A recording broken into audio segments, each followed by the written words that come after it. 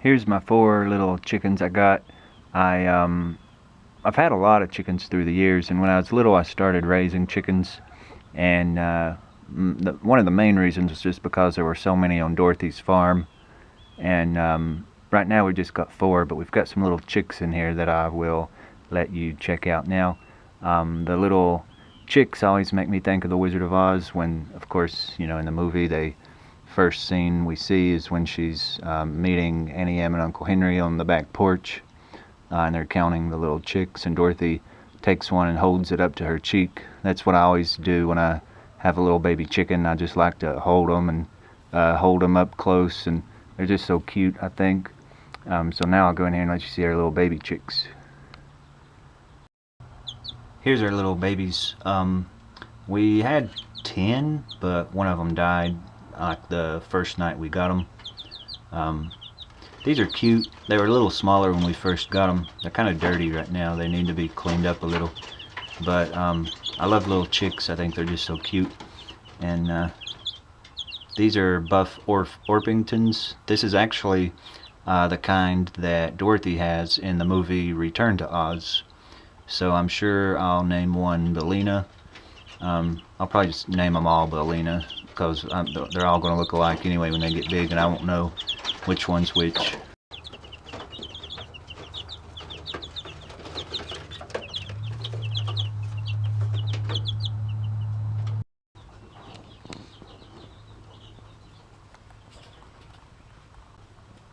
They're real skittish. They run if I get real close to them.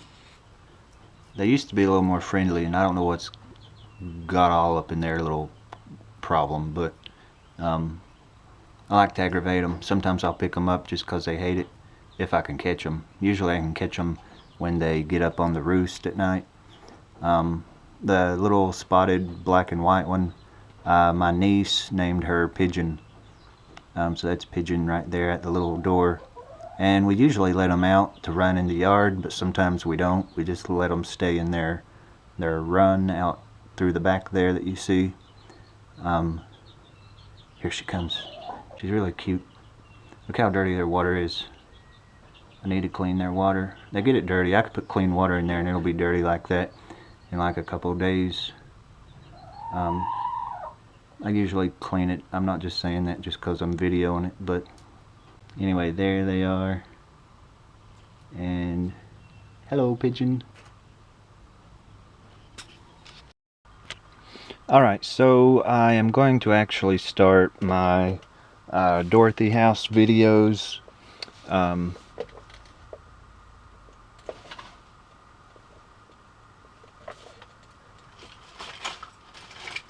Okay, I had to look for this bag.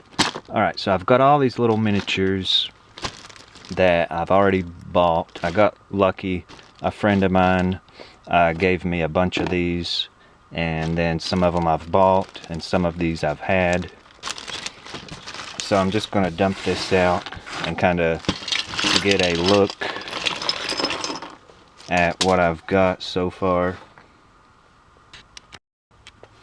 So this one, I won't talk about every little piece, but I'm just quickly going to show some of the stuff. And well, first of all, I've got this little house of Dorothy's.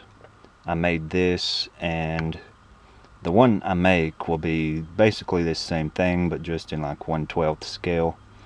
And I put some little detail on the bottom. But that's nothing special. I just made it for a little thing in my collection that I may show later. But and then I've got another one about like that, but it's bigger. And this first little thing I'm going to talk about. Now, my mama, when I was little, growing up, my mama had this same, it's not the exact one that we had, but my mama had one of these. It's a little cookbook rack. Well, actually, it's just different little books. They're not necessarily all cookbooks, but my mama had one of these, and I don't think we still have it. But I found this one at, I think, Hobby Lobby. They still make these things. Basically the same exact way. I think the book covers might be a little bit different, but When I saw it, I knew I'd have to have it, because this will look good in somewhere in Dorothy's house. And of course this is way ahead, but I thought, well, since I've already got all these props, I might as well kind of show them off a little bit. There's some silverware, and oops, that's a little googly eye. I don't think we really need that. Here's a little tiny dollhouse. I don't think Dorothy had a dollhouse, but I just thought it'd be sort of cool to have it sitting in her room, maybe down beside the bed or something. I bought this sewing machine, this little basket of apples. That I've got a lot of stuff that will be perfect for inside Annie M's kitchen. A coal bucket, and it's got a little handle. A basket of eggs. Now this is a bed warmer. I'm actually going to use this in my Hocus Pocus house. That's going to actually go in that, but I'll age it and make that go for there. And then all kinds of little glass bottles with little vegetables, I guess, inside of those. And then this piece a friend gave me. It's a little mirror. That'll look really good in probably like the living room of Annie M's house. And then of course some more books. We've got the Bible. I like that. And a lot of kitchen stuff. And this is pretty cute. This is like a little milk can or a little milk bottle basket. And it's got all the little milk bottles for it. Another little thing of apples. And oh, this piece is kind of cool. The original price on this says $30, so that's really fancy. But it's just this little porcelain vase. I don't know if it'll show up all the detail, but it's even got a little lid. And I put that little stick in the lid, whoops, just so stuff like that wouldn't happen. I just figured it would sit on there better if it had that stick going down in there. And I'll probably actually just glue it because I don't want to lose it. But that'll look good in the living room of Dorothy's. And there's a little scoop for the coal bucket.